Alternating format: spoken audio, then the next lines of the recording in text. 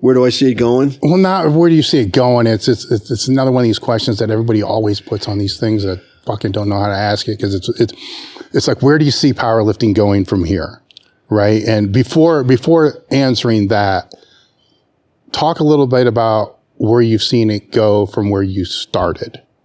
I think that puts things in better context. Mm-hmm. So from where you started to where it is now, what are the changes that you've seen, good, bad, or indifferent? Some of the good stuff is there's so many more athletes and there's a lot of really cool people. The bad would be what social media, the bad part of social media. And then when people get popular and make money, all of a sudden they think they're way better than they are in life. You know, you might be, I don't care what the hell you lift. If you're not nice, you're just a dick. Mm-hmm. And that starts to happen a lot more. And I really don't like that at all. I'm besides myself sometimes when I look at some of these people and how they act. It's like, who the hell do you think you are? Just because you lifted weight, that doesn't make you better than anyone else. Okay, you're a better deadlifter, or a better squatter, or a better bencher, but after that you get off the platform, what are you? Nothing. You're just the same person as me. And that kind of ruins it. The really good part is the information that's real that gets to the athletes now, as far as some of it with training and a lot of it with the amount of nutrition stuff and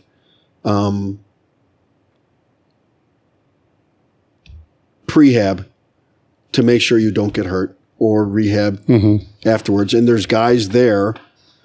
I knew like Andrew Locke, you know, I've known Andrew for a lot of years, and Ken and Eric and all these other guys that are great, you know, muscle docs there.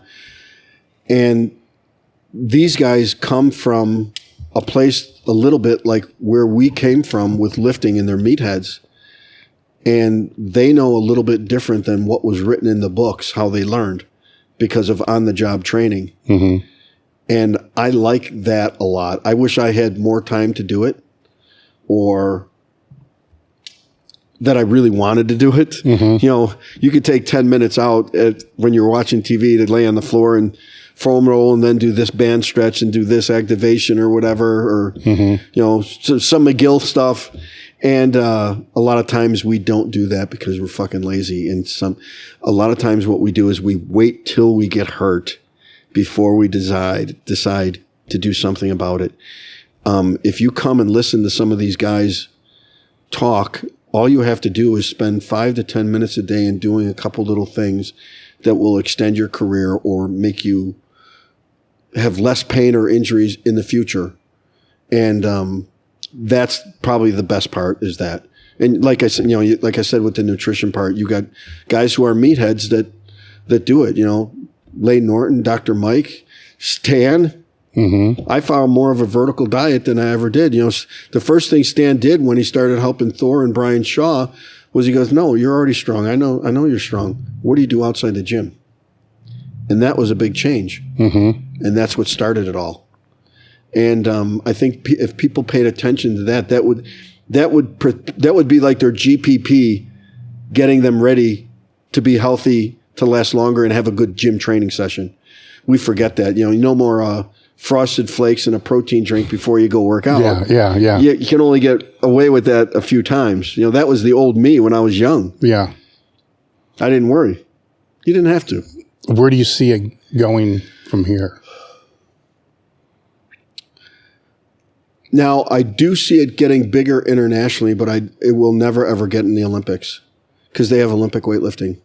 Mm-hmm. And powerlifting doesn't generate enough money for the Olympics to want it in there. Never will. You know, some of these other big sports fund other sports that are like-minded like them to be able to be in it. Like track and field they probably have billions in their account. Yes. And they help some other little sports out. Do you think weightlifting, I don't know what they have in their account, maybe a few $100 million or who knows. Do you think they're going to help powerlifting out? No. Not in a million years. I think the conversation would be more, they want to see it go mainstream, which becomes a weird one for me because wrestling is not mainstream and with professional wrestling, but that's not wrestling, right? Wrestling is fucking huge. Yep. And it's an Olympic sport. Yeah. It's everywhere, and it's not mainstream. So I wonder sometimes if first off, how much mental energy lifters are using worrying about trying to have that be that, where it's not going to happen during their career anyhow. No. So they're pushing or they're wanting it to be mainstream, which I don't believe it will ever happen, and using wrestling as an example. Not the way someone would normally categorize mainstream. Now, competition-wise, no, but as far as everybody doing it, yes. It's already there, I think. Yes, it's already there as far as what everyone does. I mean, look at your feed and the information you give out to just all sports and regular people. Some people don't want to compete. They don't have to. I don't care if anyone competes. I just want you to be better and happy. No. That's pretty easy. And the powers that be in a couple federations are the ones that'll end up ruining it for the athletes, because they're looking at it from an ego perspective for themselves to try to be the man. But isn't that always been the case? Slightly, but not to this level. Oh, so you think it's more, it's greater now? Yes, it's way bigger now, because the sport is bigger. There's a lot more money in it. There's a lot more people, and there's people in it that never even lifted weights before that are doing it all for themselves. Yes. They're not doing it for the sport. Yeah, from the side of people who train the squat, bench, and deadlift, or train like powerlifters, let's just say that, 96% of all of our customers are non-competitive powerlifters. Yeah. So only 4, and Louis was the same way with Westside Barbells. A very small percentage were competitive powerlifters. So there's that, there's the other market, right? Where I don't know if that other market even gives a fuck, about the competitive part. They just want they might look at it and say it's cool and stuff like that. Yeah. But they don't really care about it that much. Yes. So I think if the lifters looked at it the way that you looked at your career, how can they have the most fun, getting then better, it grows year after year after year, and they keep it all in them instead of trying to have other people change how they are. You can't change other people. Then the sport, I think, would become better. It will. It's just like business. If you concentrate, if all you're concerned about is making money right away, your business won't grow. You got to make your business extremely sound and productive with good people, and then it takes off. Mm-hmm. You can't do it. You can't put the cart before the horse. Mm-hmm. And that's what a lot of people do. It's like, no, just enjoy powerlifting, make powerlifting huge by doing what you're supposed to and being nice. Yes. And other people will start seeing that and feed off it and say, oh, wow, look how much fun they're having. Yeah. That's what it is. I mean, for me, it depends how much I want to engage, right? To me, it can be extremely frustrating when I watch the same process over and over and over with federations or meet directors, or it's like you hear the same. Why are you doing this again? Well, yeah, the same spiel with a different person, and it's the same fucking result that it's been going all the way back to, I forget the first money meet, which the Powerlifting USA had the guys getting into a limo and there was money. I mean, we're going back 25. I remember Hawaii used to give out some money for records. Yeah.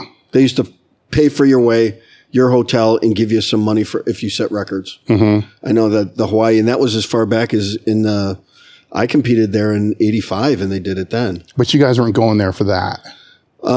We're going there to compete because you're going to compete either way. And it's Hawaii. Yeah. Which had to make it kind of cool, right? Yep.